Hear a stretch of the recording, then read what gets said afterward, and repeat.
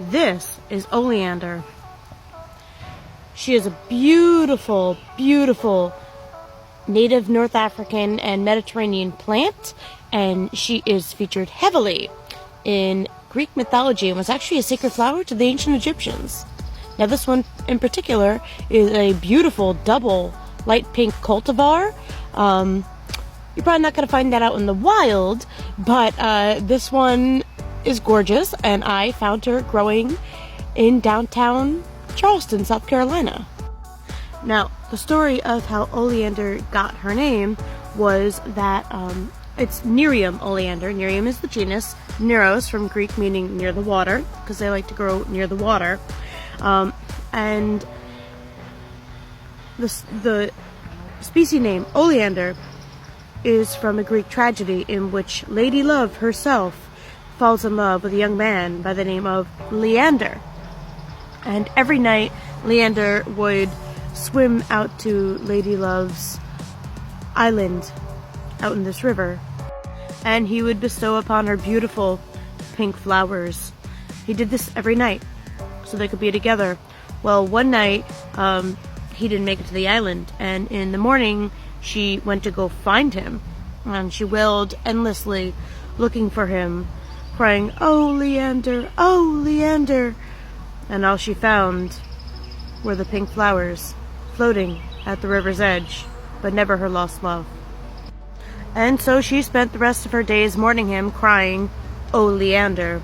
So today we have Nerium oleander. Now, Nerium oleander is a very poisonous plant. I like to say it is one of the most poisonous plants on the planet. There are lots of those, but oleander is actually one of my favorites. I think it's really quite beautiful, and it has a unique look to it with its interesting leaf shape and very delicate branches that sway in the wind because it enjoys growing near coastal regions.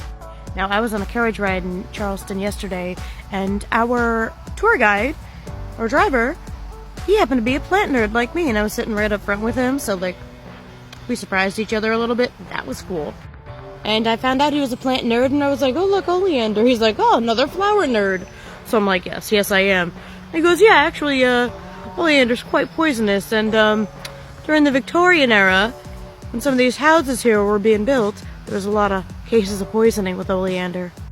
Oleander causes cardiac arrest, and I believe it disappears from the system relatively quickly, so it makes it hard to trace. Now, don't get any ideas, but in the 19th century, that was especially in the South where it grows wild, it was like the drug of choice. In other regions, like more northern climates, the plant choice would probably have been aconitum, monkshood, wolfsbane, or digitalis, foxglove. That also has a strong, powerful effect on the circulatory and heart system, and disappears relatively quickly, making it next to impossible to trace. Now, we can of course trace those things today, modern medicine and all, but back in the day, they wouldn't have had any idea. Even when tracing arsenic became commonplace, some of those botanical alkaloids, we'll call them, the alkaloids are the molecular structures that make the plant poisonous, they were next to impossible to trace, so they wouldn't have any indication.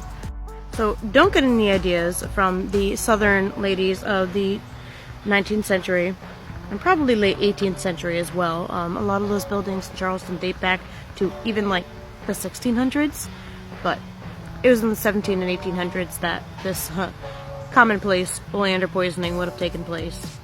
So that was a fun little bit of information that, I know how it works, but I didn't know that it had such a nefarious history in Charleston.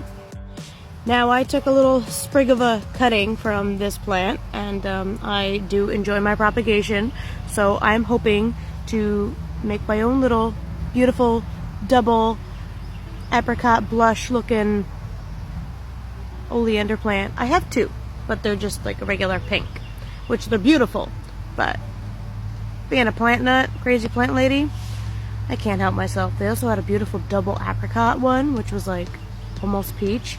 Gorgeous. Oh, and also in the Victorian era, they had a lot of flower language. It was like this whole thing of like which flowers were featured on jewelry, pottery, etc., or in artwork. And there's an entire Victorian language of flowers. So the flower that was featured sent a message, and oleander was among those flowers, symbolizing cautionary love and romance. Because while it is a very beautiful and romantic looking flower, often dressed all in white or in pink,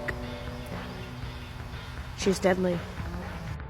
Also, it was used in traditional Arab medicine to treat cancer. So there you have it.